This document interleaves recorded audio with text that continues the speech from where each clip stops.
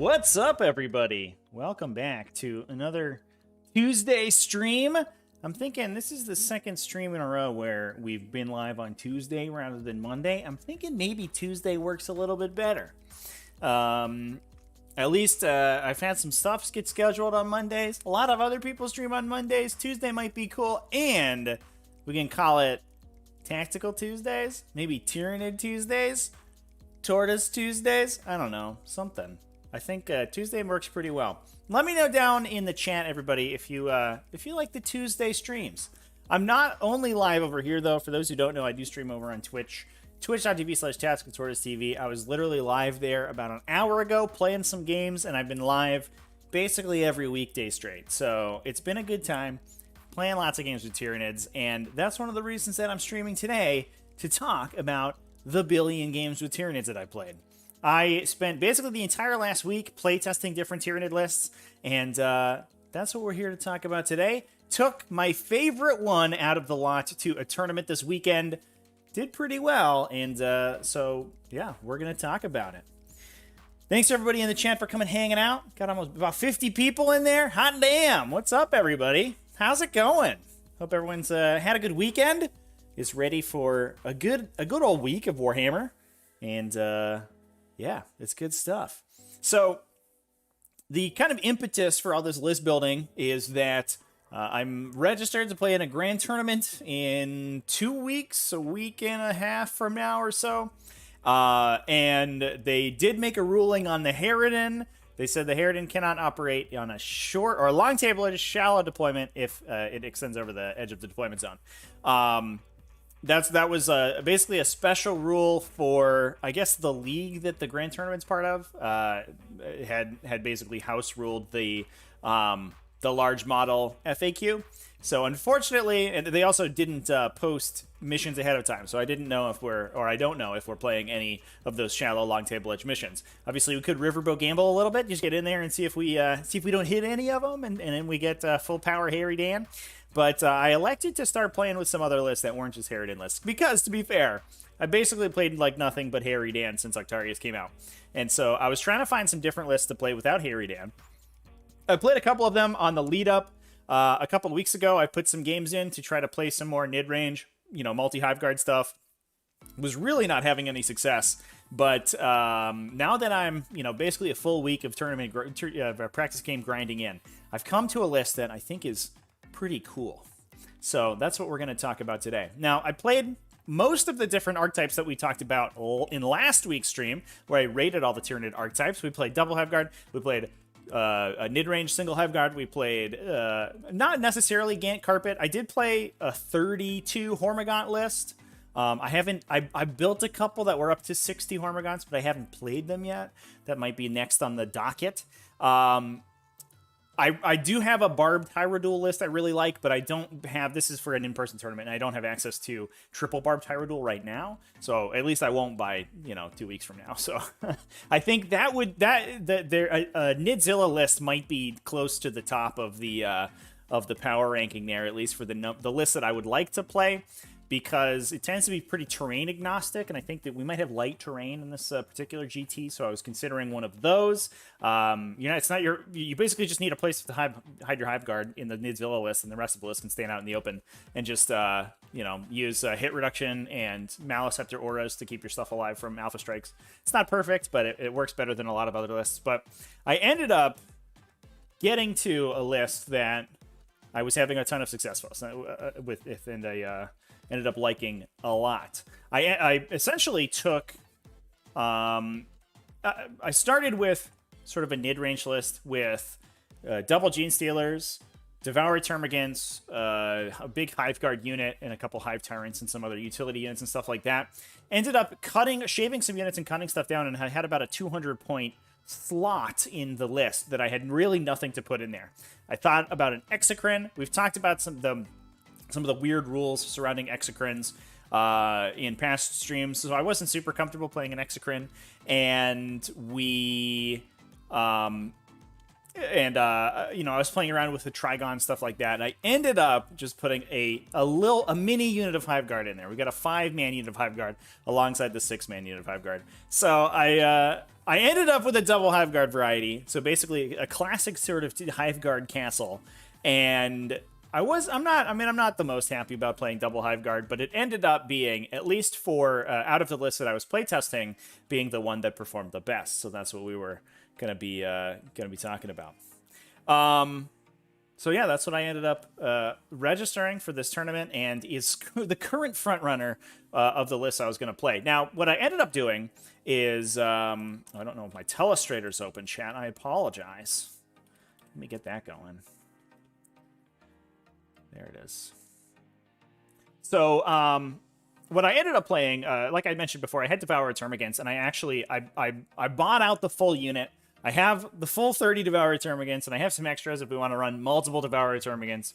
I found a bunch in my local game store, got them for a deal. But I wasn't really having success with them. I'm not super in on Devourer Termagants, and I'm giving them another try this week. I just played a game this morning using them, and they did okay, but I think the short range of the unit and the fact that they get stymied by T8 or high saves, which is already things that Hive Guard have a tough time dealing with, didn't really fit right with me.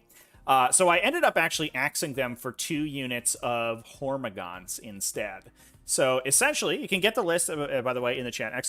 !list or !lists in the chat should get you a link to the list. We ended up with a single battalion detachment. We have 2 units of 16 Gene Stealers, not full 20s. If I had extra points, I think I'd like full 20s, because the 16, especially against stuff like Thick City, you kind of bounce a little bit. Having those extra 16 attacks from the 4 Gene Stealers in the back, I think would help a lot, but we ended up having to shave points down to fit everything in, so we ended up with just 2 units of 16 Gene Stealers. But essentially, I had cut the Devourer Termagants for 2 units of 16 Hormigons, as well as a Tyranid Prime to get Unchecked Ferocity going. So the theory was that we could use the Hormigons kind of aggressively as sort of a Gene Stealer unit light. Obviously, they have half as many attacks, and their attacks aren't nearly as good. But if you put the Swarm Leader on them and you Unchecked Ferocity them, they can plow, 15-ish wounds into something if you want them to just go clear an objective or kill some random infantry or something like that. That ended up not really being the use case for the unit, though. I think you need full 30s for that, and that becomes, at that point, you almost might as well buy more Gene Stealers. Although I definitely think that there's a case to be made for the full 30 on the Hormigons. There's definitely something I'm going to play in the future. But I ended up finding that these units were just super duper useful for opening board space between you and your opponent. A 10 minion of Hormigons, they're good for screening, they're good for contesting objectives, but the 16, I ended up with the ability to spread the unit over a wide surface area, and that was actually crucial in a lot of the games that I played in this tournament. Especially against a lot of these sort of more aggressive melee-oriented lists that are really popular right now. Having these big units of Hormigons that you can just fill these enormous areas of the table with is super useful. So I actually really liked them just for the ability, to run obsec bodies everywhere and to use them for a screen. Now, I also, because the double Hive Guard list tends to be pretty susceptible to getting rushed, I also took one of the Tyranid Warrior units, the 3-mans that usually your 2x3 Tyranid Warriors with Bioweapon Bond to get +1 to hit to the Hive Guard units. One of them got kitted out to the full 9, and on top of that, got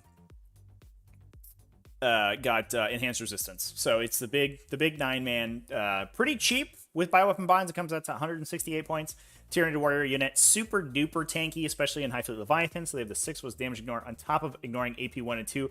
You can catalyst them if you need them to. And there's a lot of AP 2 going around right now. Without using Psychic Onslaught, and even then not on their silencers, Grey Knights have a lot, most of their weapons are AP 2, unless they're hitting you with swords, but I think a lot of people run halberds. A lot of the grotesques specifically, and Chronos in a Thick City list, also a ton of AP2. Once Talos get involved, it goes really south for the Warriors very quickly, and the characters still get high AP values. But those smaller infantry units and the sort of the I guess not quite frontline units tend to swing at AP2, which means those Warriors can bounce them pretty well. And basically, the role of that unit was basically just to body block for the Hive Guard. Alternatively, you can use it to hold down objectives, frontline objectives, which gives you a little bit more play out on the table, which a double Hive Guard list kind of lacks. So I was actually super impressed with how these guys ended up playing. Following that up, we just had a lot of staples. Obviously, we had the Tyranid Prime, which I talked about. We have supporting Hive Tyrant, so a Resonance Barb, a set of Devourers, and a set of Rending Claws. One thing that I've really been noticing recently is that in especially late game, you kind of lack the ability to go out and fight for people's objectives, especially like small utility units that people are just sitting on backline objectives. Like there's 4 servitors somewhere, and you don't want to dedicate half a Hive Guard unit to shoot at them. But if you have the supporting Hive Tyrant in the late game running around, he can, because he operates in every phase, he can go smite something, shoot the unit of servitors, charge onto an objective, give himself objective security to take the objective, and he's just super useful. On top of that, being +1 to cast on 3 casts, gives you something in the early game if you're not double moving the infantry units up the table to get objectives. You can run the supporting Hive Tyrant out. Swarmlord can cast 2 smites or a smite and a Psychic Scream. Just to be clear, he doesn't cast 2 smites. He casts 1 smite, and then Psychic Scream is the equivalent of a second smite. All right, chat? Just so we're on the same page there. And then Swarmlord pulls him back behind cover. So it gives you something to do with that double move if you need it early as well. And he's just a really solid include. I've been considering whether or not he's better or worse than a Maleceptor. I think I like the Hive Tyrant better than the Maleceptor, chat. That might be treasonous to say, but I do like him. We got 2 Lictors in the list as well as a unit of 3 Sky Slashy Boys, which are another unit that can run and get engaged in all fronts early if you need to. Give them objective secured, and they can run and grab objectives, or they can just stand in people's way. They're basically in there because there's no Rippers in the list, which is one of the first lists in probably years that I've built that does not have any Rippers in it, which is absolutely wild. Anyway, chat, that's the list. I was super happy with it. Was performing very well in the practice games.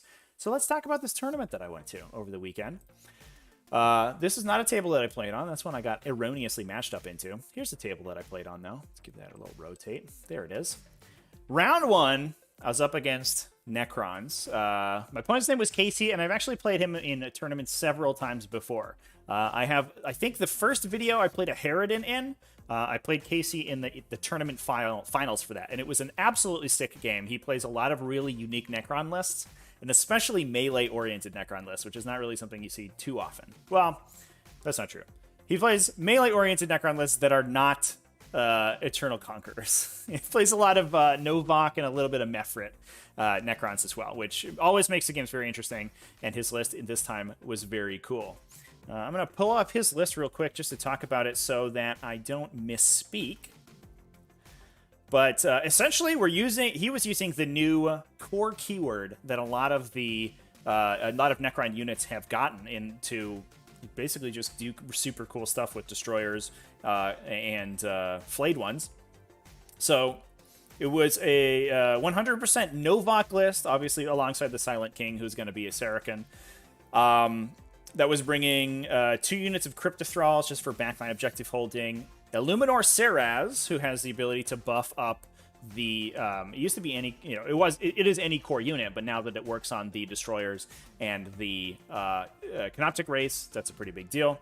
We have 13 Flayed Ones in a unit, as well as a big unit of 6 Scorpic Destroyers, 2 units of Canoptic Race, 1 unit of Ophidian Destroyers... A little bit of a different thing there. I think trying some new stuff. 2 units of heavy destroyers, as well as a Night Scythe. So the goal here was to fill the Night Scythe up with a lot of the destroyer units so that you can deliver them. You just run the flyer into the center of the table, say, kill it, I dare you. Once they dedicate the shooting to kill the flyer, you bail out a bunch of destroyers, you -1 to wound the Scorpic destroyers, and then you say go. And a lot of armies don't necessarily have the punch to kill the flyer and the Scorpex through the -1. And even then, they have to also be contending with 2 units of Wraith running directly at them alongside the Silent King. If you don't kill that Night Scythe early, or the Night Scythe's able to sort of keep itself cagey in the early game, he can use the stratagem from the Night Scythe to pull the Flayed Ones out of reserve and deploy them from the Night Scythe, wholly within 3 inches. So essentially just disembark them from the Night Scythe, despite the fact that they're not actually embarked on it. So that it basically allows him to deep strike the Flayed Ones any distance from any enemy models, just not inside engagement range, as long as the Night Scythe is still on the table. That is usually used to see that with Necron Warriors get used, because you can drop the Warriors down and get good shots with Gauss Reapers. But now you can put it on Flayed Ones and Destroyers and stuff like that. It's actually a pretty solid, Night Sight's pretty solid transport now. The downside here is that we play on Vital Intelligence. So we have the 4 objectives in the middle. They had an objective marker marked in the center just to mark the center of the table for doing your Retrieve Octarius datas and your secondary objectives and stuff like that. But obviously we have the 4 objectives along the midline. There's one behind this big wall right here, as well as the 2 objectives in each deployment zone.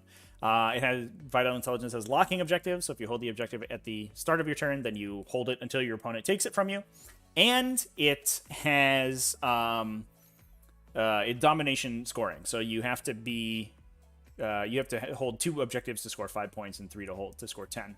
I strongly dislike this mission, and I talk about that every time I play it. I think it's too swingy, and I think that there is a lot of times, if you don't have sort of an unreasonable level of mobility compared with your opponent, a lot of times the player going first can just force the second player, because you can threaten lock-ins on like 3 or 4 objectives in the center. You're threatening a 15-point turn immediately unless your opponent moves, and if your opponent doesn't move forward to contest you, you lock those objectives in, and you're threatening those for the rest of the game unless they can attack those objectives. So if you have the mobility to run around the table and unlock all the objectives that they've grabbed, it's not the biggest of deals. But if you don't, the game sometimes is immediately over. You have to run your whole army forward, and then they just attack you and kill you.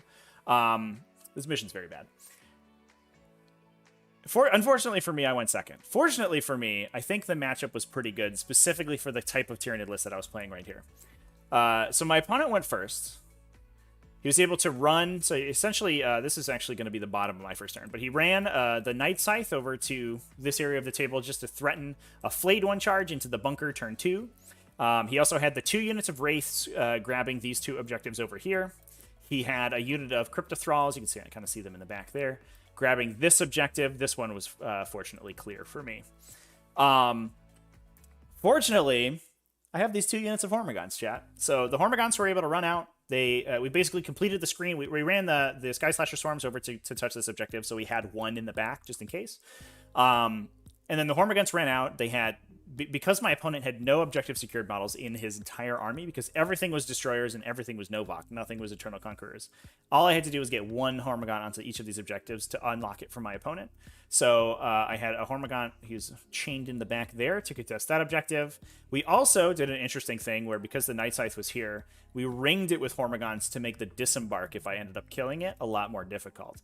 We also had Hormagaunts touch these 2 objectives, and essentially just screen out from natural deep strikes this entire area of the table. So my opponent's deep striking was going to be significantly hampered. So like I said, basically, the way you win Vital Intelligence is by having dramatically more maneuverability than your opponent, and that's essentially what happened. So I do like to say, I think that Vital Intelligence swings too heavily in the favor of the player going first, but that's not the case in specifically this matchup. So sometimes I look like kind of a jerk, because I'm like, going second in Vital Intelligence, guess I'll lose. And then it turns out the matchup's really good in my favor. So, you know, it is what it is. That meant that my opponent was down to 0 primary on the first turn. I ended up getting Swarm Leader on the big unit of Hive Guard that was in here. Obviously, we have the Warriors body blocking for them. So if anything gets through, we're still going to be body blocking, and we can use the Gene Stealers to come out and fight. Another benefit of this matchup is that my opponent doesn't have a lot of long-range shooting, so the Gene Stealers can kind of position themselves in the most effective way without being worried about moving out into line of sight and getting vaporized. So one of the reasons that I always tell people that it's very good to have some solid shooting in your backline, just so your opponent can't just play however they want. He does have the Silent King, obviously, who is a pretty big deal. He's very good at killing heavy vehicles, but he's not so good at killing like Gene Stealers, unless he gets up within his range for his little 24-inch guns, which he's probably not doing on the first turn. So I elected, I got the Hive Tyrant up here to drop the Smite and the Scream into the Night Scythe that was over here. I full rerolled the big unit of Hive Guard, and they shot everything into Night Scythe and ended up killing it. Because of the Hormagaunts that were standing here, and the fact that the bases on these Scorpax are so big, disembarking wholly within 6 inches is actually extremely difficult. So I think it's much easier if he has the entirety of the edge of the entirety of the radius around the night sight to deploy in. I think you might still lose a heavy destroyer or two because their bases are so wide. I think they're on the big 60 millimeters, but the Scorpic destroyers can fit much better around there. But because almost half of the real estate he could drop into was being occupied by Hormagaunts, he ended up actually having to emergency disembark to get everyone out of the transport. The downside there is that he dies on 1s or 2s, and he spiked 1s or 2s. And so I think he lost 3 heavy destroyers to the night sights going down, which is pretty brutal. That was a pretty good first turn for me. Basically, we stranded the flayed ones in strategic reserve. We're able to kill some of the destroyers, block off some of the destroyers from being able to move on the table, and unlock my opponent's control of all of his objectives. So, feeling pretty good, obviously, at this stage of the game. And that's basically how the game essentially played out. Some highlights that happened. Actually, there's one Hormagaun here. And one thing that's interesting in these 15-man units, or the 16-man units, is that sometimes your opponent doesn't quite wipe them all out, and sometimes they need 2 units attacking them to do so, in which case you can pull out of melee range of one of them and leave the other one to fight you. And that ended up happening here. The Silent King charged into the Hormagaun unit, and the Canoptic Race charged into the Hormagaun unit. And the Canoptic Race ended up killing the Silent King out of range, leaving one guy alive on the objective. They wrapped him, but that wasn't the end of the world, because I think the Gene Stealers just went up and wiped that unit out. We used the full Wombo combo, Swarm Leader plus Relentless Flurry plus Unchecked Ferocity to fish for 6s. I'm going to get a dice app the next time I play this Wombo combo in an in-person game, though, chat, because it is absolutely just mind-numbingly lame to roll out. It's 64 attacks for a unit of 16. Full rerolling, your 6s generate an auto hit or an auto wound plus an additional hit on top of the original attack, because it's 2 extra attacks and the initial attack auto wounds. So with the full reroll, you end up exploding typically more than or equal to the number of attacks you made. You have to then sequence out the auto wounds versus the regular wounds, then roll the regular wounds, and if they're rending claws, the 6s are then a different result than the original 6s. It frickin' sucks, and it takes forever. I do not like it. I mean, the effect is good, because we were able to kill a big unit of Canoptic Race with a Gene Stealer unit with basically no issue.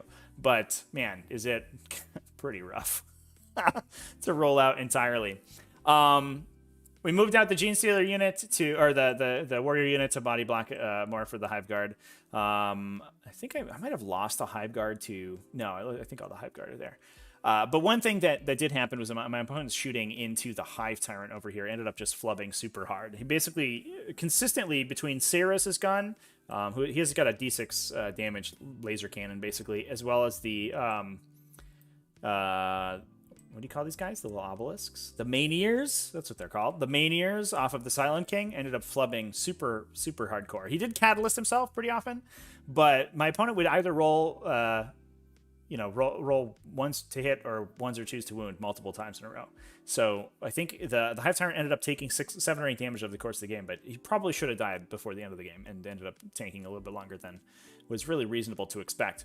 I ended up, after killing and overrunning these Gene Stealers back here, I ended up, because I had this Hormagaun holding this objective to screen out, I dropped my Lictor kind of aggressively to screen things out, and had the Hive Tyrant over here. The Ophidians had actually come in and killed the Sky Slasher Swarms, and the Hive Tyrant was able to swing back and remove them. Otherwise, most of the Hormagaunts were killed at that point. My opponent, you can kind of see it at the end there, my opponent ended up bringing the Flayed ones in off Strategic Reserve, running his Chronomancer back, who had a Veil of Darkness, and veiling them into the center of the table to charge into the Warriors. Unfortunately for him, Warriors ignoring AP 1 and 2 means those Flayed ones really bounce off super in a big way. I rolled some pretty good saves as well to keep them alive, but it's a really rough fight for them. And they ended up, they got killed by the second Gene Stealer unit coming out and just blasting those guys down. My opponent was able to get the Scorpic Destroyers into the Lictor. See if I... this is the sort of the aftermath of the game, but the Lictor that was right here, too far. There it is. Got charged by the Scorpic Destroyers. They were able to pile in and consolidate into the Hive Guard and stop this Hive Guard unit from shooting for a turn. But the Swarmlord double moved himself out and wiped those guys out pretty quickly as well. And that was basically all she wrote. The Silent King also, another sort of highlight, I guess, ended up coming down to deal with the Genestealer units. I think he doesn't have enough melee attacks to wipe the unit consistently if he charges, so he ended up going for his ranged attacks and cleared himself out of charge range of... or he was still in charge range, but he made the charge much harder. I think he did it in 8 after all of his ranged attacks had resolved, and was not quite able to get into those Genestealers, so he actually stood around for a turn looking like pretty dumpy. Came back around, I think cleared out the second Genestealer unit that was in the center, and that was about it, basically. And somehow the Hive Tyrant survived. My other Lictor came down, grabbed an objective, and we were able to win out in a big way. Now, because I was able to get control of a lot of objectives over the course of the game and knock my opponent off from locking his, that ended up being a pretty big win in my favor, 90 points to 33. Definitely a classic Vital Intelligence game, where, you know, despite the fact that the game was relatively bloody, like I lost almost every infantry model on the table, as you can see. The big unit of warriors got eventually attrition down by the flayed ones and the Scorpex. The Silent King, with some help, ended up killing most of the Genestealer unit. The second Genestealer unit, I think there's one left in the center. He killed the Chronomancer, if I remember correctly. And the Scorpex, I believe, actually had gotten into the Hive Guard. They might have just multi-charged and hit the Hive Guard and killed them. Or they didn't die in the first swing. I don't remember off the top of my head. But the Hive Guard, the big unit of Hive Guard ended up dying. So lots of stuff died, and it was an exciting game throughout. But because I was able to unlock my opponent's control of the objectives, and he wasn't, I ended up winning huge on primary. I think that is also a knock-on effect of not taking any objectives secured, whereas I have mostly objectives secured on top of High Fleet Leviathan, so I can make stuff objective secured, which makes this matchup much better for me. So I think generally it was a very good matchup for me, but ended up being a pretty good game regardless. And we'll keep moving on. Over to round 2. I was up against Tau. This was against Bill, who's a local player to the store, and he was playing essentially the Richard Siegler Tau list. So that is a big unit of... Just grab it over here. This is actually bottom of my turn 1, so things are a little bit different. Big unit of Crisis Bodyguards, a couple utility units. There's 2 Devilfish. Yeah, there's one hanging out over here. He's hiding in the back there. 2 Devilfish with a bunch of Breacher teams inside, a bunch of individual tactical drone units, 1 huge tactical drone unit that splits from the big bodyguard suit, and then all of the characters as well as the Breacher teams have their own individual drones as well. So a lot of drones for Saber protocols, as well as a Riptide battlesuit with the Relic Ion Cannon, the D3 plus 3 damage Ion Cannon. This is on a retrieval mission, so I was a little bit worried about this one because one thing I should note, I guess, these are basically the 8th edition LVO terrain setups. So which are generally a big ruin. It's generally a triangle, but these ones ended up being just flat, which is fine. It doesn't really matter one way or another. A big triangular ruin, as well as these big obstacles, basically, that were obscuring as well. On 2 in the center and then 2 on each side, and then some crates in the middle that can hide stuff. The downside is that there are some lines of sight you can get, especially if you can get up and touch the obstacles, where you can start shooting into the behind the obscuring ruins in each player's deployment zone. And with the long rush distance, I'm playing High Fleet Leviathan. We can make stuff Kraken, but it's never going to be the same as real High Fleet Kraken, so I don't really have like a lot of reach into my opponent's side of the table. That said, I played this matchup a couple times, and it feels super bad for Tyranids until it's not. And I think it might just be that Tyranid shooting tends to be slightly more efficient than Tau shooting, especially the fact that you can ignore line of sight, so you just have better targeting than the Tau player does. And considering shooting through, good invulnerable saves like shield generators everywhere, AP reduction on the big bodyguard unit, on top of Savior protocols, 1 billion wounds, and they're all shooting back at you very effectively. That big unit is a bunch of smart missile systems with full rerolls from the commander nearby, with ATS, so it's coming in at AP2, AP3 when through Unity Devastation triggers. it's like it's a lot of DACA coming back at you, but the fact that you can just continue to attrition out the units that support it over the course of the game, and they're busy killing your idiot chaff units that are trying to take their objectives, means that eventually, almost every time I played this matchup, eventually they sort of run out of steam and you're able to cleave through. That's essentially what happened here, but it happened a little bit quicker than I think I would have expected. My opponent did make a huge mistake here.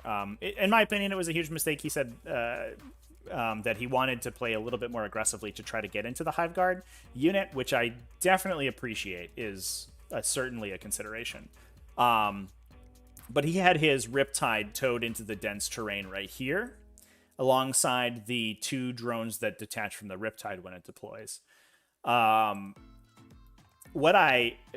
this was totally unplanned by me. I placed the Hive Guard unit in the back here so that we had the best line of sight blocking to both Hive Guard units.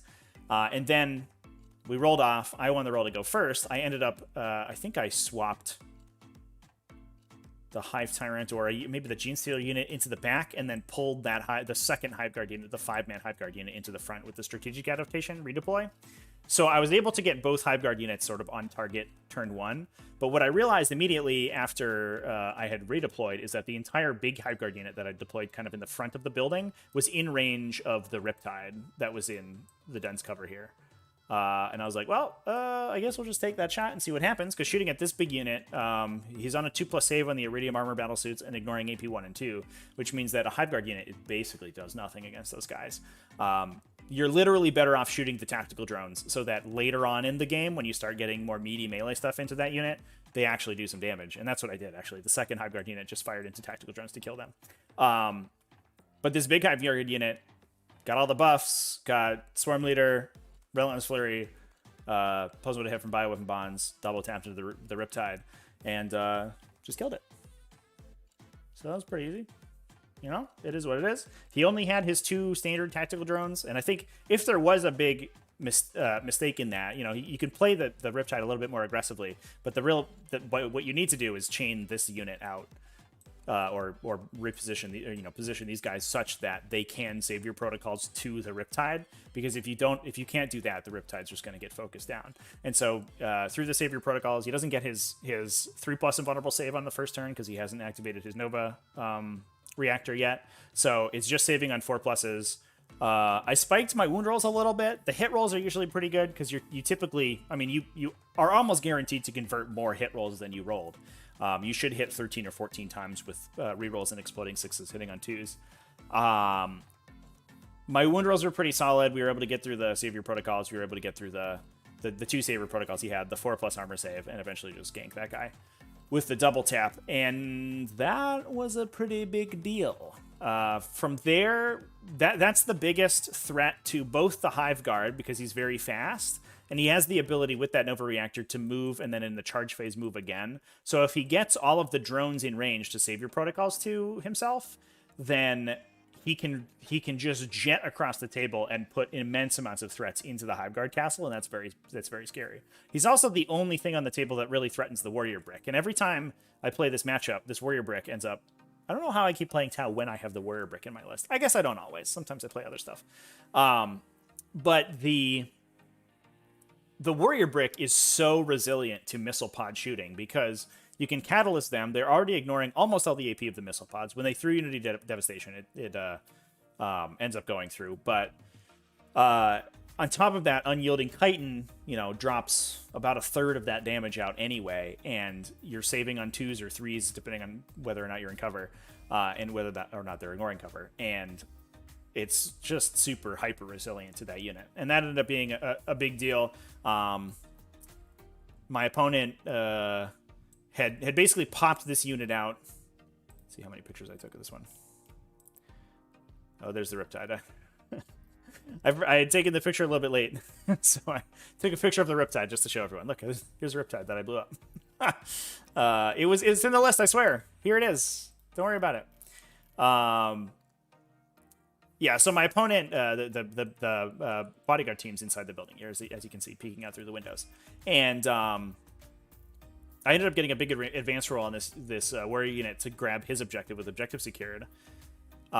He turned all the guns on them and killed maybe 3 or 4. And that was a pretty big deal. We just were able to tank that and hold down his objective, get a couple of 15-point primary turns. He had 2 Remora stealth drones, which was a kind of an interesting... it was sort of interesting to interact with, because my only flyer in this list is the Flying Hive Tyrant. But fortunately, he's very good at killing Remora stealth drones. So one of them ran over to get engaged on the front's turn 1. He was able to kill it. A Devilfish came over. As you can see, I wrapped it with Hormigons. There was still a little bit of space in the back here for breacher teams to get out. So he ended up emergency disembarking to automatically kill the Devilfish. So then he could disembark the breacher teams normally, and lost a couple drones and stuff, I think, too, that couldn't be placed out. Or he disembarked the breacher teams first, I think, and then automatically killed the Devilfish so he could shoot and kill most of the Hormigons. But from there, like, the second Remora came in, and the Hive Tyrant was able to kill that too, and then eventually finish off the breacher teams that came in over there. What ended up happening was the Crisis Bodyguard unit bailed out of its ruin to fight the Warrior unit. Like I said before, the Warrior unit's ridiculously tanky against those missile systems, and just bounced a lot of the attacks. Between the charge and the fight, I think he killed them down to 2 or 3 models. But obviously that's not enough. You need your 1,000-point Death Star to do more damage than that. Farsight was actually... This is a Farsight Enclave's list. I don't know if I mentioned. Farsight was actually kind of a boss at fighting these guys, because he's got a big Strength 8 AP4 sword. Just bopping them. But I grabbed a Genestealer unit over here, double moved them in, and Wombo comboed off with Unchecked Ferocity plus Swarm Leader plus Relentless Flurry. Fished for 6s, and literally just wiped the entire Crisis Bodyguard team, which I mean, in hindsight, is definitely certainly what probably happens at just about every time, but I was not expecting to do in one go. And there you go, man. That's what happened.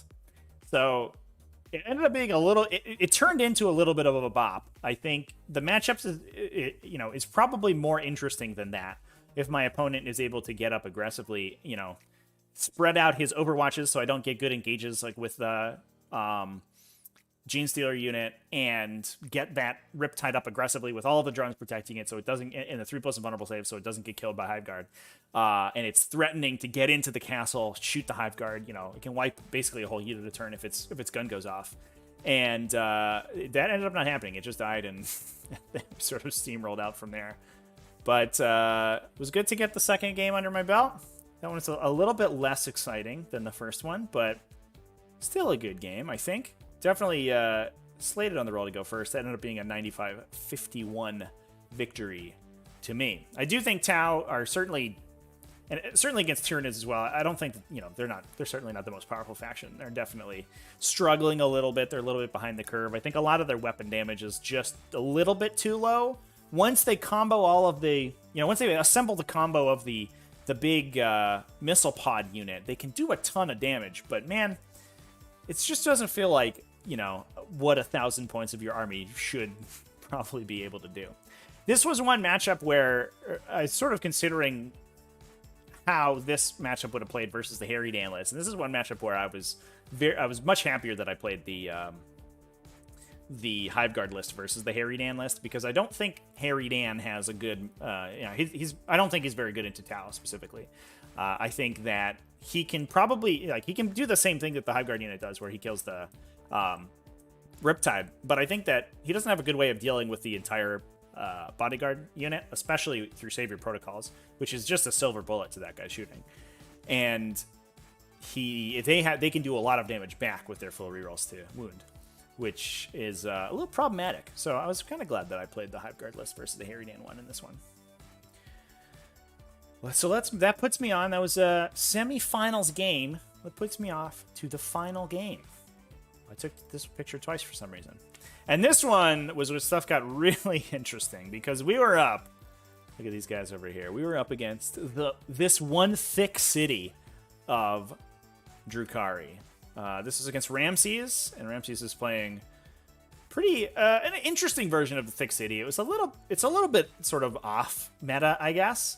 There were very few racks in the list, which I was appreciative of. I think the lists that tend to skew more heavier into racks are a little bit scarier because of the objective secured. They can back up the hyper resilience of the objective secured, but it's still a pretty classic version. It had Drazhar, Warlord Drazhar, so he was full rerolling. A big unit of Incubi in a Raider, which I don't feel like you necessarily need. I think the Talos kind of fill the slot that the Incubi are in. But, Incubi are just good, so it's kind of whatever. 2 units of Kronos in a Duck Tech Message Detachment, 3 Kronos apiece, which I was appreciative of because it gave my Headguard something to shoot that wasn't just going to bounce them entirely. 2 units of 3 Talos in an Artist of the Flesh detachment, so they were -1 damage. And 2 units of Grotesques alongside a Master Homunculus and an Archon for the Fight Last aura. Some interesting things that I noticed in this one was that my opponent didn't have any Blackheart stuff. So I was going to be able to use my stratagems without having to fear for Agents of Vect, which was a pretty big deal. And like I said, the Kronos obviously were in the Dark Tactical Masters detachment, so their flamers are a little bit more effective. So I can dedicate my shooting to the Kronos, and they're not going to be as tanky as the Talos are, generally speaking. But yeah, this I was ready to play against some thick city. I'm excited to play this matchup more and more because it's the meta matchup right now, and I think Tyranids have a pretty good game into it, or they have a game into it. Whether or not it's pretty good, I'm not 100% sure. I think you probably need Devourer Termagants to make it very good, but otherwise I think it's mostly just solidly good. And this game was ended up being sort of emblematic of that. Now I do think that unless you can deliver sort of a critical mass of shooting, of 1 damage shooting turn 1, which is, I think certainly includes Devourer Termagants. I think you are hoping pretty heavily to go first. And that's kind of the classic Drukhari paradigm, where if Drukhari can threaten the turn 2 advance and charge, or top of 2 advance and charge, things get super dicey for you. Because they've already advanced turn 1. They're not worried about doing any damage to you. They're just going to put their entire army on the line. And with advance and charge, they can threaten everything in your deployment zone, essentially, on the top of turn 2. The flip side is that if they go second, you've gotten 2 rounds of shooting back into them before they're at the point where they're threatening. So going first, you only have 1 turn to react to them before they can charge your entire army. Going second, you have 2 turns to set up to fight them. And because, especially this version of the list, and even the other versions of Drukhari that are more focused on raiders and stuff, because they tend to have very little shooting, or at least very little highly effective shooting, you can kind of just play in the sprinkler for the first turn. As long as they're not up in your grill, then you can sort of do whatever. Their threat range isn't long enough that you can't move at all. And you can stand out in the open like we're doing here. Like, we're not really protecting anyone behind line of sight blockers or anything. We can just kind of chill. And as long as you make sure that the Kronos can't randomly get a good beat on your army, then you're like, cool, just do your thing, man. Just run around the table. Everything's good. One thing that was very important in this matchup specifically is that these big obstacles weren't ruin walls or anything. They were obscuring and they were obstacles, but they weren't breachable. They were unstable, so you couldn't stand on the top. And that meant that my opponent would have to go around if he was going to be able to attack the Hive Guard, which ended up being, or anything behind the walls, which ended up being a pretty big deal. But obviously we're on overrun this time, or I guess it's not obvious because you can't see all the objectives. We had 3 objectives on each side, basically in each player's deployment zone. It's a hold 2 to score 5, hold 3 to score 10 domination mission. And yeah, just say go. So it tends to be relatively aggressive because you can play very defensively on it. If you're allowed to play very defensively, you're gonna run the table with your opponent. If you can set up 3 banners from the get-go and just protect them all game and force your opponent to run at you, and if they do that, then if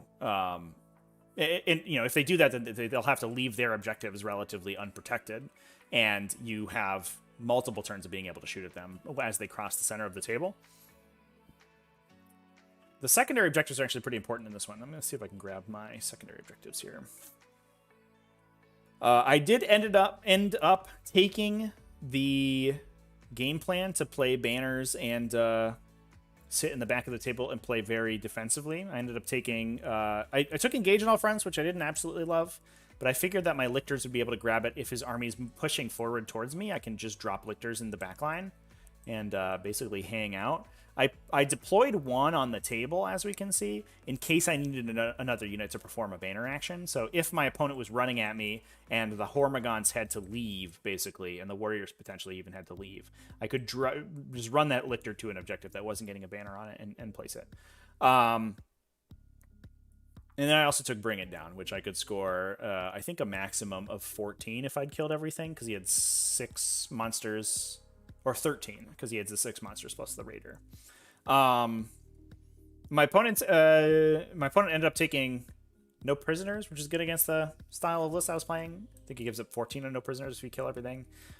He took Retrieve Octaria's Data, which I thought was an interesting pick, and he took Herd the Prey, which makes a lot of sense because I'm trying to get, or I'm trying to play a defensive game plan. So Herd the Prey sort of punishes me for standing in my deployment zone. So anyway, let's talk about the game. The big roll was a pretty big deal. I ended up... Well, I also didn't take many pictures of this game, so I apologize in advance for that. This game was pretty intense. I had to make some plays in order to beat Thick City, so we were... I wasn't as focused on taking pictures as I maybe should have been. I ended up winning the roll to go first. Played hyper defensively. I actually just redeployed Swarmlord and the Hive Tyrant up in the front here. So that was so the Hive Tyrant could run up into the middle, drop 2 smites, a smite plus a Psychic Scream. Chat, don't get any ideas. You can't smite multiple times. Into the Kronos unit that was closest, and then just ran him back with the Swarmlord. I put, I think, a Hormagaunt unit behind the objective, or behind the line of sight blocker here, so it couldn't get Kronos. These units mostly just milled around, and I dropped the banners on all of my objectives. The Sky Slasher Storms, I actually made a little bit of a mistake. The Sky Slasher Storms went up to my opponent's objective here, because my opponent had chosen banners and then thought differently and decided to take Rod as well. So I had actually I had played assuming that he had banners, or I had planned my first turn assuming that he had banners, and I had run up to contest a banner on turn 1, and he was like, "Oh, I don't have banners." And I was like, "Oops." So the Sky Slasher Swarm ran up and got killed easily. I think they could have been back here. Oops, back here in the corner on this terrain over here, and that would have been a lot safer. They ended up getting flamered to death by Kronos, and I think that would have happened either way, but I would have made my opponent put those Kronos way farther over, which would have been a lot better. Anyway, I dumped all the shooting into the foremost Kronos unit, and I put a lot of it into the Raider. I ended up bracketing the Raider and entirely wiping out the first Kronos unit, which is like, oh, feels so good, man. Shooting at Thick City models that aren't -1 damage from this Hive Guard, oh boy, it feels really good.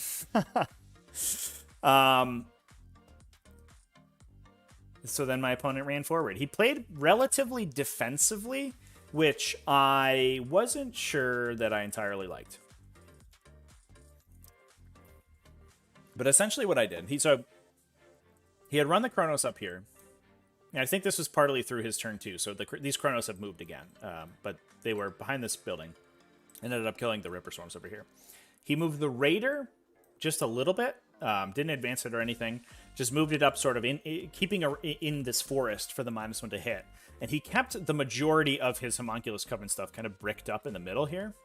I guess just waiting for his advance and charge on turn 2. I'm not going to play aggressively into him, though, because you cannot fight a Drukhari army on their turns. You immediately lose the game if you try to do that.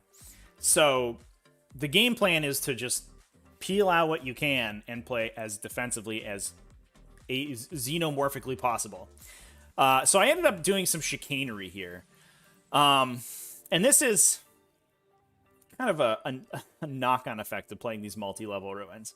I don't like multi-level ruins, chat. I think that the times that they matter for the game are very gamey and stupid, and every other time they're just annoying, and you just end up putting models on second levels and just telling your opponent that they're on the first level, because putting them down into the first level would be too much work because the second level's in the way. This was a situation where we did something very gamey and stupid, and I don't know if I particularly like it. So my opponent had a Talos unit that had run up behind the building, essentially. I I needed to kill them because you got to kill the Talos. I ended up, I ran the Hive Tyrant over here, obviously, to smite into them. I dropped a couple Hive Guard shots into them. In hindsight, I should have just kept shooting these freaking Chronos, man. The Talos are so hard to kill for Hive Guard. Almost every time I've shot at a Talos with a Hive Guard, I've dealt 1 damage. People keep talking about sort of the unmitigatable power of Hive Guard and how, like, oh no, they kill everything, they're so strong. Just watch a Hive Guard unit shoot at a Talos. It does stone cold nothing. And that's basically what happened this entire game. It was absolutely brutal. So I think I tuned them up with a Hive Guard unit that I definitely shouldn't have because it didn't do anything. But the game plan was to attrition them down a little bit with the shooting and the psychic powers, plow a Genestealer unit into it with the full combo, kill it, and then run away. If I just ran away, though, my opponent can advance and charge with his whole army. His whole army moves like 15 or so inches. They charge into the Genestealers and end up killing them, and that would be bad. So what I ended up doing was placing this Hormagaunt unit such that it had obviously these three models on this side, so that the Talos couldn't complete a move over here, so that they didn't have the best charges into the warriors. They do have the fly keyword, so they can fly over the terrain here to stand in the middle, but they don't fly in the charge phase. So the crate here would force them to move up and over it as well, which meant that their charge would be super duper tough. So I was basically mitigating any opportunity for these Talos to engage on this side of the table just by blocking this landing zone from them. The Hormagaunt unit is a big one, though. So what I was able to do was chain it such that because you have a 5-inch vertical coherency alongside your 2-inch horizontal coherency, I was able to use that 5-inch vertical coherency to put Hormagaunts on the second level of this ruin and then chain them down so that we had them touching this objective as well. That contested that objective for my opponent. He only had a rack unit over there, so we put enough Hormagaunts on that objective to knock them off and stop my opponent from scoring 10 primaries. So basically keep him off balance on his primaries. But it also meant that while my models could walk through the bottom level of the ruin freely, because enemy models have a 5-inch vertical engagement range, and you can't enter engagement ranges outside of a charge or pile and consolidate, I was able to move through this ruin with impunity, but my opponent was not. And so even though these Talos fly and are very fast and have advance and charge, they were not able to move all the way through this area because the Hormagaunts were going to be blocking any position that they could land. On top of that, any of the Grotesques could not get through that at all because the Hormagaunts were going to be stopping them from moving. So, or the Hormagaunts engagement range, I should say, was going to be stopping them from moving. So while my opponent could now advance and charge and potentially move his army up to like this area of the table and then threaten charges onto everything over here, he was basically stopped directly at this line and couldn't really move any farther forward, which meant that any charges into this area of the table were going to be very difficult. Now that's mostly just classic body blocking, but it was kind of compounded by the fact that I could put models in the second story of the building to prevent to move without any penalty on my end, because normally I can move through the coherency of my other units. I would just have to angle around, which tends to cost a lot of movement. It tends to cost 1 or 2 inches on all of my models that are angling through the gaps that my units are placed at. But the fact that I could move freely in and out under them and my opponent could not was a little silly. And I don't like multi-level rooms.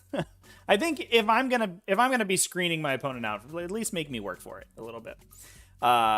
Anyway. We did a body block with the Hormagaunts, is essentially what I'm saying. The Talos were standing here. I ran the Genestealer units up after, I think I killed most of one Talos with the shooting and with the psychic powers. Mostly the psychic powers. The shooting didn't really do anything. I ended up finishing off the Raider over here. Because it was so far back, my opponent's Incubi weren't really in range to threaten anything. He actually asked for some advice at the end of the game of what things that he could have, that he potentially should have done. And I told him that I think that he should have just run this Raider directly up the middle of the table and threatened this entire thing with Incubi. But not having to really deal with that Incubi unit because it was so far away definitely helped. The Genestealers ran in. We assembled the Wombo combo. Swarm Leader for rerolls, plus Unchecked Ferocity, plus Relentless Flurry rerolled everything to fish for 6s. I actually rolled abysmally bad. I think out of I ended up re-rolling. It was 64 dice. I rolled something like 110 dice, and I think I rolled 4 6s.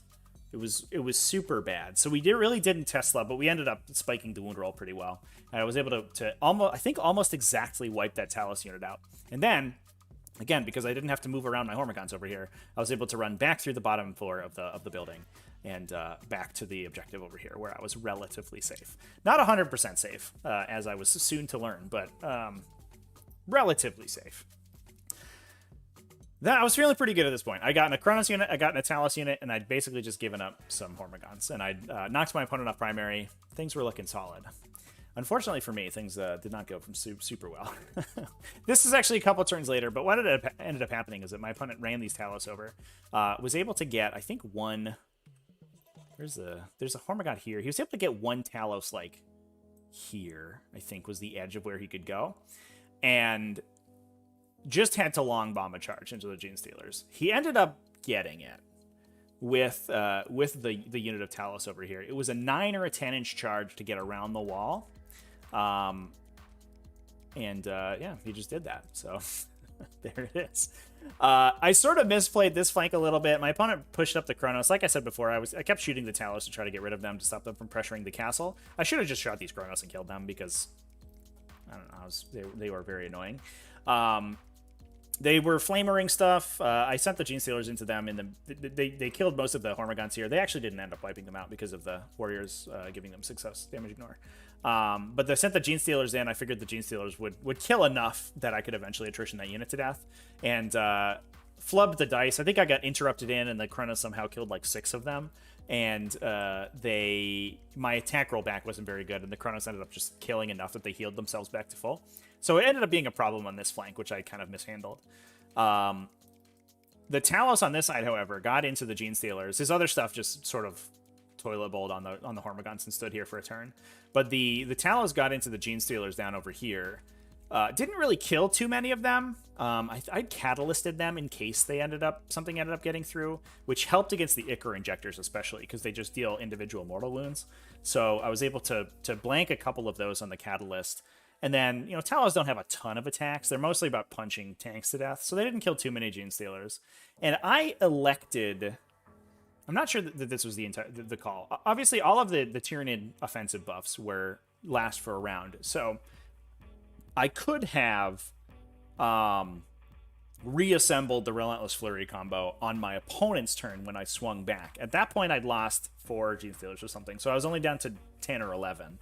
And I figured that it wasn't going to be quite worth it. But I assumed that as long as we reassembled the Wombo combo on these guys, and we were able to get 2 rounds of attacking into those 3 Talos alongside all of the other stuff that was over here, I was going to be able to kill those guys too. So I ended up just swinging with the unit. I think I killed 1 Talos with the Gene Stealer unit on the swing back. The Tyranid Prime was right here, so he was right in range to buff them. The next turn, put the buffs back on them, and ended up spending all of my remaining CP, or most of my remaining CP, to turn them into Kraken, fall back from the Talos that were standing here, so I could shoot them with all this stuff and then charge back in to get fight first again, so my opponent wasn't fighting first in the fight normally step. I made, I think, a little bit of a mistake. My opponent had like a Grotesque or 2 that had made it around the corner, and I ended up kind of getting stuck on them. And I had a couple models attack the Grotesque. I think there was 1 Grotesque left after a Hive Guard shot, or the Hive Tyrant shot. And I split my attacks a little bit. Should have put it all into the Talos, but ended up with 1 Talos alive at the end of that fight. And I think my opponent just blanked my attack with the Grotesque damage ignore roll. So I ended up kind of mishandling that fight as well. So I was losing the flanks pretty heavily. I definitely should have just focus fired individual units down and killed them, rather than trying to nickel and dime my opponent.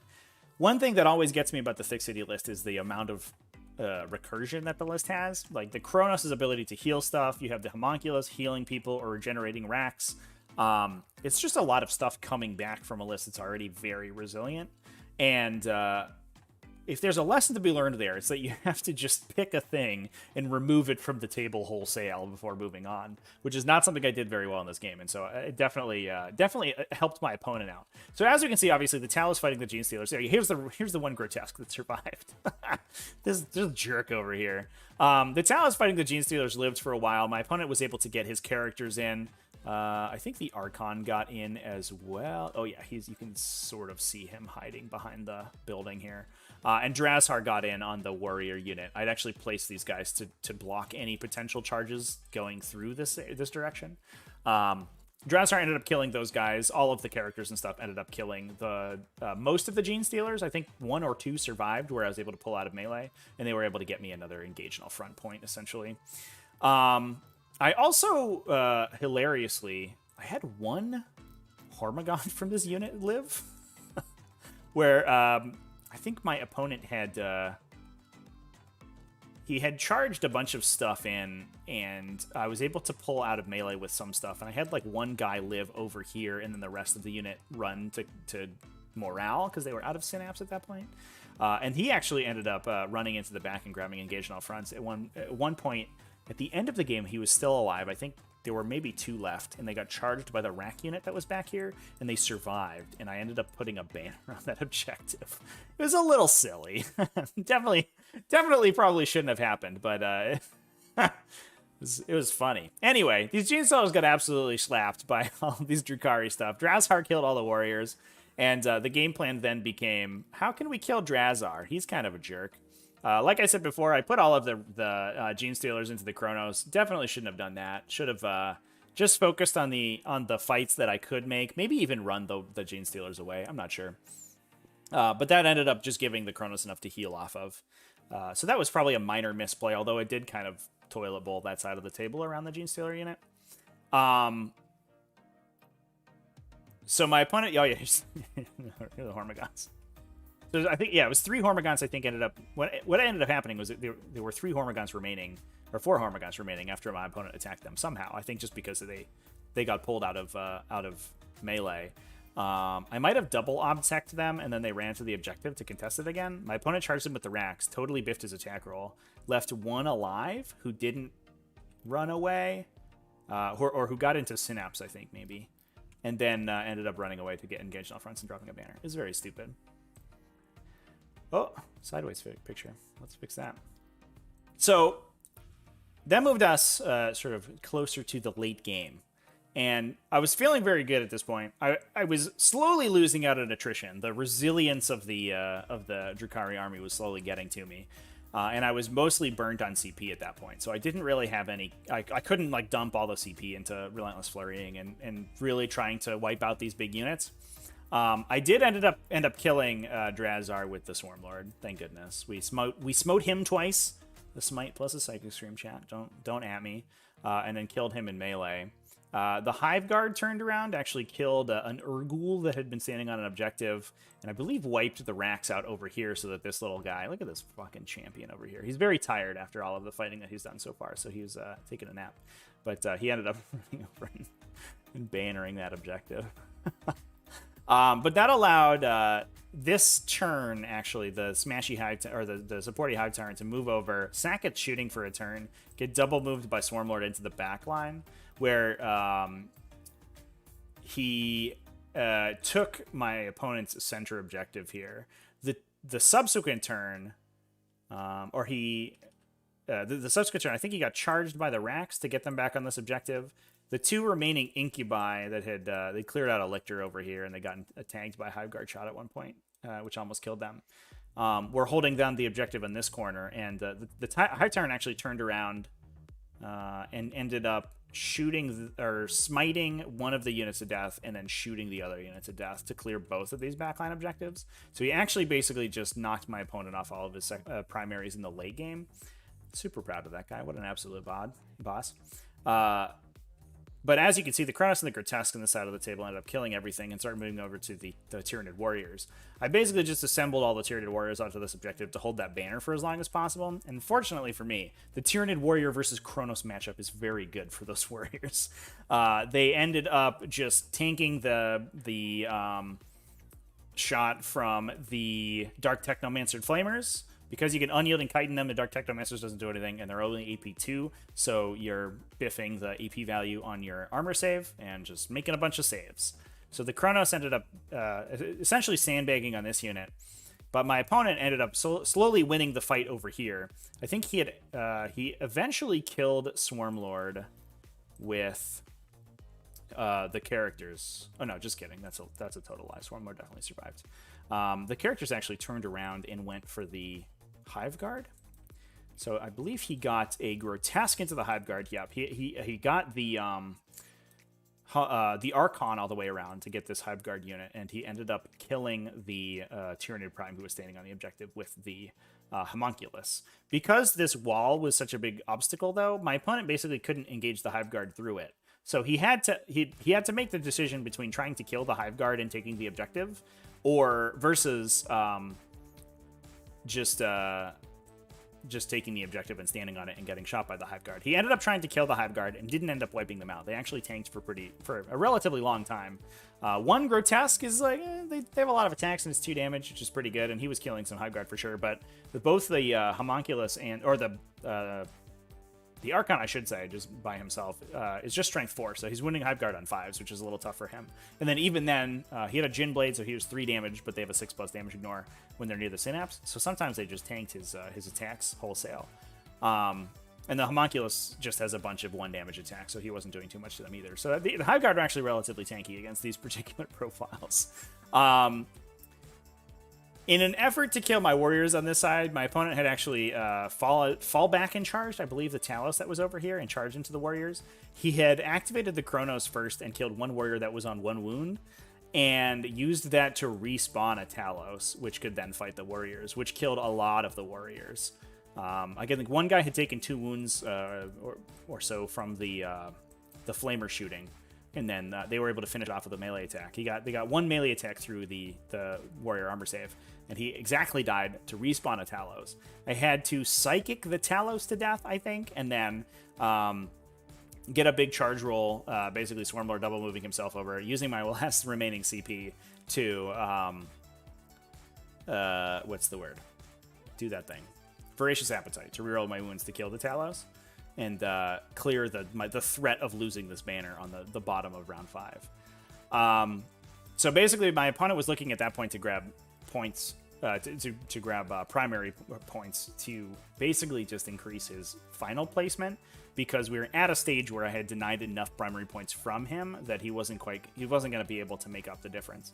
Because I had been breaking his control over this objective for so long, he was only ever able to score 5 points on these 2 objectives. And then in the last turn, because the Swarmlord killed this Talos over here, and my opponent ended up moving the Grotesque back, I think to do a Retrieve Octarius data in this table quarter. The Kronos had to kill this warrior in order to have a chance to clear this objective. He wasn't able to wipe the warrior out with the Talos, or with the Kronos, excuse me. And like I said before, the Hive Guard just tanked his stuff over here, so he wasn't able to get this objective. So even bottom round 5 scoring, he was only able to score 5 points for... or I think he got blanked, actually, because he held 1 objective. The Hive Tyrant had killed everything in the back line, and this objective was objective secured away. So that was an entire game of 40k that was played. I ended up winning that one. It was a little bit closer than the other ones. That was... I'll grab the final score here real quick.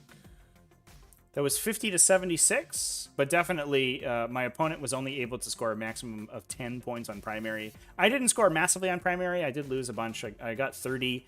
I was getting my 10 points late game for holding my objectives, but as soon as early game, but as soon as my opponent was in the late game, was able to get onto all these objectives, he was able to basically blank me off of several of them, and I was really only able to hold down these 2. But that was mostly by virtue of the Hive Guard standing behind this wall. I can't talk about enough how important this wall was, and the tankiness of this big warrior unit in the middle here. This is an interesting matchup in that the Hive, it's one of the worst ones for Hive Guard specifically. They have very little utility in this matchup, and it's because your opponent's so incentivized to tag them and touch them. It actually kind of sometimes requires them to overcommit onto the Hive Guard, which isn't the worst thing for you, because the they don't do anything to a lot of the pain engines, so you're not really that worried about the losing the shooting. You mostly want to be attacking with Gene Stealers and Devour Termagants and Psychic Powers and stuff like that. But I was very happy to be able to get through the Thick City in the final round for a win, to go 3-0 and actually win the tournament, which was pretty good. Now, I do think this matchup could change with some different circumstances.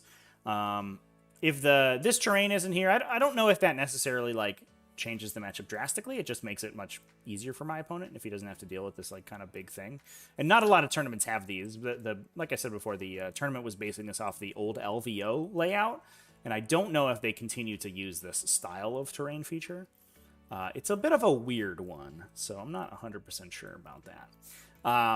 But I was very happy with the Flying Hive Tyrant, especially because not only is the 6-shot or the 12-shot Devour profile really good, almost to the point that it's worth taking 2 of them, like going back to the old Quad Devourer days, where you're just firing 24 shots out of that guy and just rinsing down, especially like Grotesques. He wins Grotesques on 4s, Racks on 3s, and even just plinking a couple wounds into the Talos and the Chronos over the course of the game feels pretty good.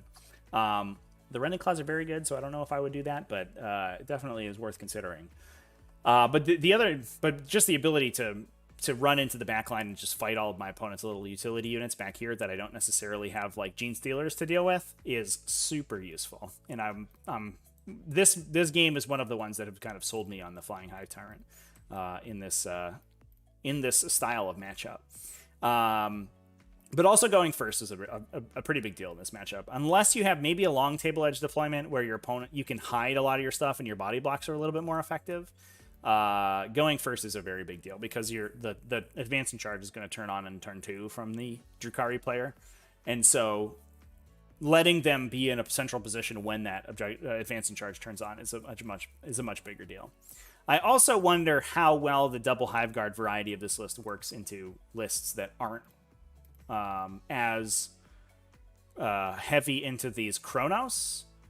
I'm not totally sold on the Chronos inclusion in the Thick City lists yet. I think losing out on that damage reduction is a really big deal, versus taking them in the Artists of the Flesh detachment. So I don't know if we'll continue to see those guys. I guess I'm sure there are matchups where they're very effective, but this one probably maybe it isn't necessarily one of them. If I'd probably, I certainly would have done better in the matchup if I had just turned the Hive Guard shooting onto those guys, rather than trying to tune up Talos units and stuff like that and attrition down the Artists of the Flesh attachment. If I had just wiped that unit of Chronos off the table, this entire flank would have survived much longer, and I think I would have scored a lot more points for sure. But the other thing is that my list also doesn't have Devourer Termagants in it, and I think Devourer Termagants are absolutely brutal in this matchup because it's the equivalent of like 200 something individual strength 4 shots that can, you can double tap a Talos unit, you can double tap a Chronos unit, you can single tap most Grotesque units. They just plow through the profiles that this list are able to bring better than anything else in the faction, essentially. Not necessarily, it's not the best weapon at attacking, especially 3+ armor save guys with a damage ignore, but being able to entirely ignore that damage reduction is such a huge deal for fighting those Drukhari. And it also means that the instance where they go first, you can actually punish them. You can erect the body block with the Hormagaunts to turn early before the Gene Stealers commit, and then you just set up the Devourer Termagants behind it and just rip into a unit of guys, and then try to set bubble wrap them so you can get a second turn of shooting out of them. And if you can get 2 turns of fully optimized shooting out of the Devourer Termagant unit, I think that might be enough of an attrition lead to win the game. I'm not 100% sure. I've only played that matchup with Devourer Termagants once, but it's definitely, I think if you're expecting to play against Thick City, which you probably should be, Devourer Termagants are probably a very good unit to consider taking. The real question mark is how they do in every other matchup, because I think they're bad in every other matchup, but it would have been interesting to see how they did, especially going second into this matchup. Would have been a good one. Oh no, is there bots in my chat? I didn't even notice. Go away. Go away, bot.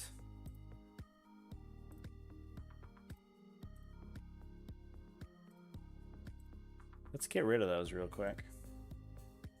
Go away, bots.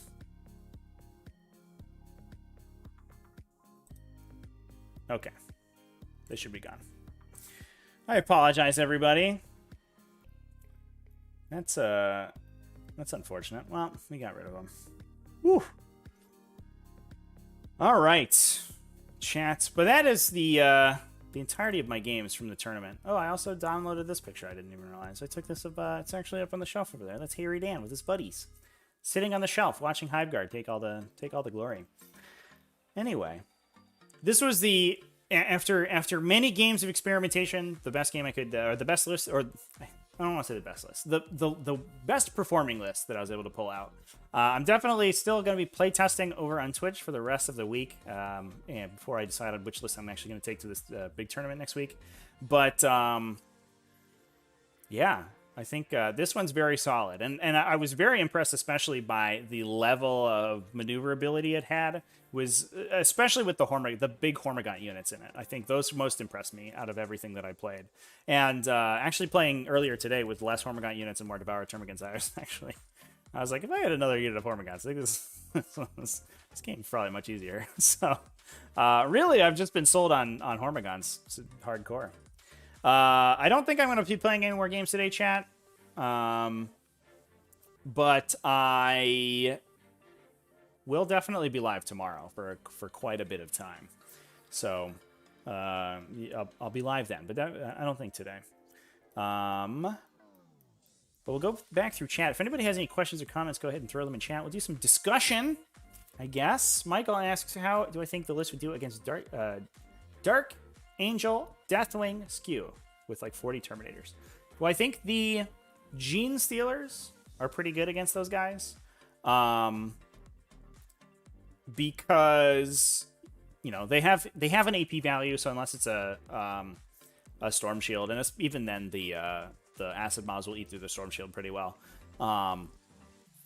Then your attacks are gonna be punching through, and if and alongside Relentless Flurry, you can get sort of insane amounts of damage out of the Gene Stealer units. Like the number of wound rolls that you get to make on them are just wild.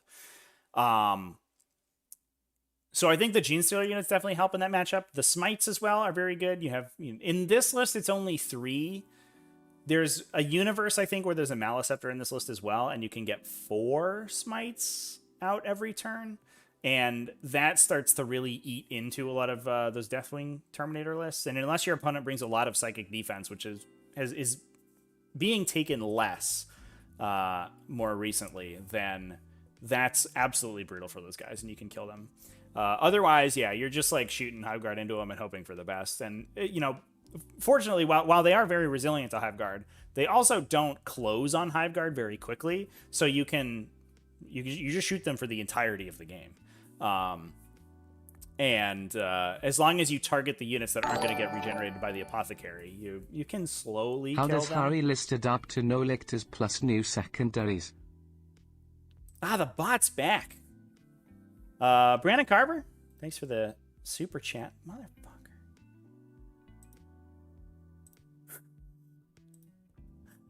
This is the worst. So that's a good question, chat. I haven't put enough thought into the new secondaries. I think we probably will have to see all of the missions before we get really like a holistic view at what the new format's going to look like. There's a universe where there are gargoyles inside the Harridan now, which is the meme that everyone wants, everyone's looking for. But, I mean, if you're looking to complete Retrieve Octaria's data or any of those action secondaries, gargoyles are really good at it.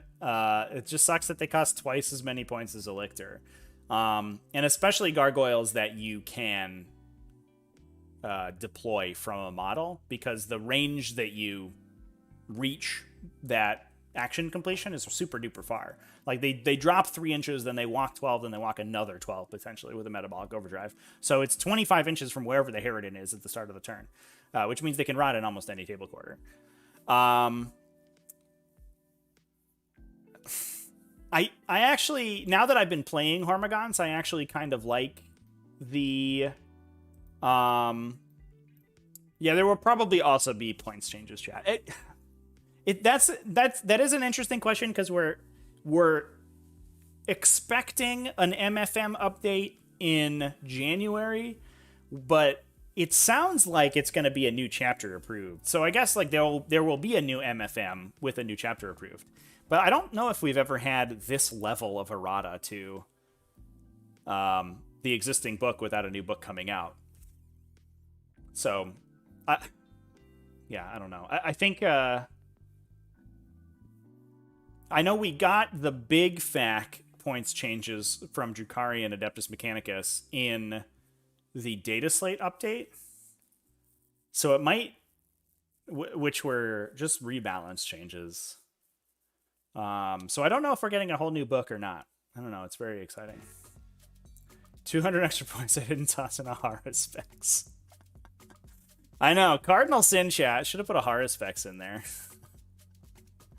But points changes could definitely change things. I do think that it's worth looking at some of the, I guess, the lesser used Tyranid units, especially infantry that can complete, what do you call it? Or action secondaries. So I think gargoyles are good, and I've definitely been considering gargoyles more heavily in my lists now that I've played these Hormagaunt units that are very broad and can body block a large area. Gargoyles are, you know, at the very least, they're as good as Hormagaunts are doing that. They're faster. They're more expensive, so you get less of them, but their bases are huge, so the amount of real estate they take up is enormous. And if you're putting the big issue with gargoyles a lot of times is that they're very broad units, so a lot of times you can't hide them. But in this list in particular, I haven't been that worried about hiding Hormagaunts. If my opponent wants to slow down his roll and start and you know, turn on all of his guns to kill a bunch of Hormagaunts, like I've lost worse things going second. So I think that's the number one takeaway that I have so far is sort of a more heavy consideration of units like gargoyles. It remains to be seen how that's going to end up. And to be fair, also, I think it depends a lot on how the new Genestealer Cult Codex comes out. Because a lot of those secondaries are going to be very good for at least the current iteration of Genestealer Cult. And if Genestealer Cult remain viable alongside Tyranids and their mechanics don't change, it might be now worth, beyond just putting blips out, taking Genestealer Cult units just to be completing those actions. Like a unit of Acolyte Hybrids is one of the best units in the game of completing Retrieve Octarius data. I think they're also even good at doing things like repair teleport homers, which I would never thought I would say. But if you have this little a little detachment that what's 5 Acolyte Hybrids, 40 points, that has like 4 or 5 units of Acolyte Hybrids, and you just spamming them into your opponent's deployment zone. You can use their blips, or blips from some of them at least, to body block your Hive Guard castle early, and then use the Deep Strikers later to jump to try to threaten those secondaries. I think that is super duper strong. That's probably the strongest answer that the super faction has currently to the new secondaries, but I have no idea if that's going to look the same in a month or two when that new codex comes out. I have a very strong suspicion that a lot of those mechanics change. Lictor still have use for deploy teleport homers. I actually think that I wouldn't deploy teleport homers with Lictors because it takes a full round action to complete the teleport homer, and your opponent will absolutely put a laser dot sight on that guy's head as soon as he tries to do that. Repair teleport homers is not like the autocomplete like Retrieve Bacteria's data is, unless you're a troops option, which is why Acolyte Hybrids are so good at it. They complete it within one turn. Raveners, I mean, they have the same Lictor problem, right? It's a coin flip for Raveners to complete a Retrieve Bacteria's data, unless you take a big unit of Raveners, and Raveners are expensive. They're 20 points a model. I actually think that if there is a secondary that Lictors are going to be looking to score, I think it's Investigate Sites or Investigate Signal. I mean, that one's actually harder for things like Gargoyles to complete because it requires you to be wholly within the center. And now that your opponent can't contest it, it's basically a 3VP. It's basically 3 VPs as soon as you do it. The downside is walking into the center of the table. That's not something that you want to do as Tyranids. I think that secondary probably is good if there's solid terrain in the middle. So sometimes you just have like a piece of obscuring terrain right here, and you can stand in the middle. Some of the U.S. Open layouts have that, where they have the two ruins that are like this, and you can stand behind one of them and be wholly within 6 inches of the center. And then your opponent actually has to move out and attack that model, but it gives them something to attack. It gives them, something to charge, and you need more than one lictor to do it. It's not like something where you can do it in your table quarter with like a warrior unit or whatever. You need, if that was secondary as part of your game plan, you'd probably be taking at least 3 lictors, which doesn't feel great. So I think on the whole, Tyranids like still have the ability to complete a lot of those. They still have the ability to take secondaries that their utility units can play. You're just going to have to spend more on your utility units. You're upgrading from lictors to gargoyles, or you're from 2 lictors to 3 lictors, or you're taking a Gene Stealer Cult attachment. Like, all of these are options that you're still going to be able to max with secondaries. You're just going to be losing more on your combat units. One thing I am hoping happens, and it probably won't, but given the fact that people are so worried about these new secondaries being harder to score, that a lot of factions that don't have faction-specific secondaries are going to really struggle for the next couple months. And I'm hoping that they just give people faction secondaries. Just give everybody a faction secondary and say, go, you can do this shitty action or something. Just give everyone an option where they have a secondary that meshes with their game plan, because I think Tyranids probably suffer maybe the most from that, where they were so reliant on Retrieve Victoria's data and Engaged in All Fronts to shore up their game plan, because they're very bad at scoring other secondaries. So I don't know, it's going to be an interesting time. I don't know what drops out of the Harry Dan list if we end up taking gargoyles in it. It might need an entire retool. And I was actually considering, there was part of me considering putting it back in Chronos, to be honest. I don't think it's the game plan, but I've been noticing sometimes that in the times that the Harridan needs to run off the table, he's having trouble. Although I guess he's not running off the table if he's in Chronos, because he can't start off the table. So you're probably not dropping him back into Chronos, but the times where he does have to start off the table, he's more effective in Chronos than he is in Leviathan. But I do think that list is probably going to need another looking at. It might end up being a little bit more defensive oriented, and rather than having like the support Hive Tyrant in it, we would get a Maliceptor, so that you can free some points for those additional utility units. I'm not sure. It'll be an interesting time. I'm excited for the new primaries and secondaries. I know Torin asked if I'd played any games with them so far, but I have not yet. I was considering doing it the other day, but I hadn't done it. I just haven't had time. I've really been trying to grind for this GT next week. How am I feeling the changes to retrieve Nachmund data?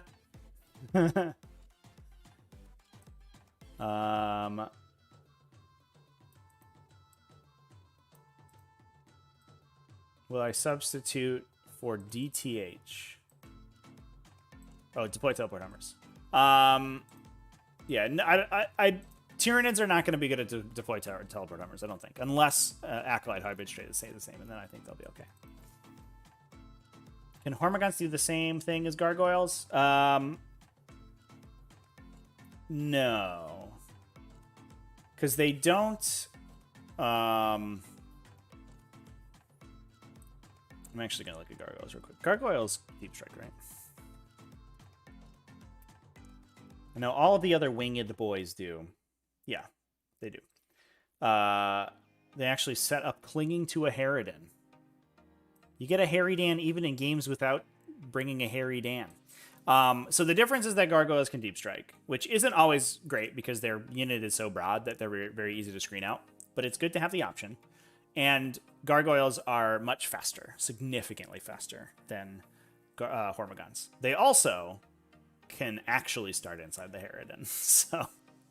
So the disembark from the Harridan is a big deal. I do think Hormagaunts are going to be useful in that situation. Like a 10 man of Hormagaunts can double move into nearby table quarters in order to get engaged in all fronts. But it's like situations where you're on a short table edge deployment. You know, if we're in like this deployment step, right? You don't have good options for deploying on the side and then just moving into this table quarter unless you have a unit that can move 24 inches in one movement phase. And Gargoyle or Hormagaunts aren't really going to do that without advancing. They can move 8, and then they can move 8, and they don't quite get there. They just have to deploy on the line and basically move their entire distance, whereas Gargoyles have so much more flexibility with how they move.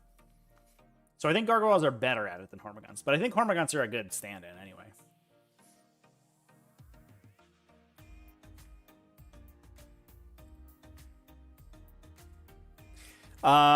Yeah, a variation of this is probably what I'm going to end up with taking to the GT, I think. Whether or not it's exactly this listosome is still an open question. Do you have to play some games against Grey Knights with it? I haven't played any games against Grey Knights somehow. I've dodged them every time. And I'm not sure how it does. I think... I can't shake the feeling that I think it gets trashed. As good as Hiveguard are at shooting at Dread Knights are also very good at shooting back at Hiveguard. And I think all they have to do is spend a turn wiping your screens, and then they just gated like Grandmaster Dread Knight into your backfield and kill all your Hiveguard. And you're like, cool, man. Sick. I guess I lose now. So I don't love that. I don't know if that's actually how that matchup goes because I haven't played it yet, but I do think that it's probably very difficult. And the little guys really don't like playing against a lot of multi-damage, like very high save stuff. So I really have to, there's some more matchups I have to play out for sure. But I have been very impressed with this list so far, and I think whether or not it's a version with Devoured Termagants or not, it's this base of 11 Hiveguard and Hormagaunts and the Hive Tyrants is probably at least where it's starting. It might drop to 1 Genestealer unit instead of 2. Or it might, like I said, we might get the Devoured Termagants in there. I'm not 100% sure. Dropping to 1 Genestealer unit would be a little bit awkward because the Unchecked Ferocity is less good. Although it's still fine on the Warriors. It's not amazing, but... if they're castling with the prime, they hit on 2s, rerolling 1s, and their 6s go crazy. And that's really without any input. You're just using this extra ability. You're not really doing anything else with. So, I like it a lot. I'm super into it. And if you want to watch me play it over on Twitch, I'm going to be playing it all week. So yeah, anyway. Thanks for hanging out with my... What do we call this? A Tactical Tuesday? Let me know in chat how much you like the Tactical Tuesday, everybody. And we might consider moving the YouTube streams over to Tuesdays. And what we should do is talk about find some other 40K, just sort of less Tyranid focused things to talk about, because I think talking about some other 40K news and events, I think would be pretty good. Well, Ruben says keep it up on Tuesdays, so done. Sold. Anyway, chat, I'm going to go ahead and close it off there. Thanks, everyone, for hanging out with me. Brandon, thanks for the super chats. Really appreciate it. Thanks, everyone, for just being sweet. Hope everyone likes my LEDs that I have set up. They don't show up very well on camera for some reason, but I want it to be a real streamer, so we got LEDs. We got, you probably can't see it because it's very small, but Harry Dan's in the background. Right there. Can you... Is that where it is? Yeah. There. Here's Harry Dan. He's got his very own LEDs because he needs them. All right, chat. With that, I'm going to go ahead and...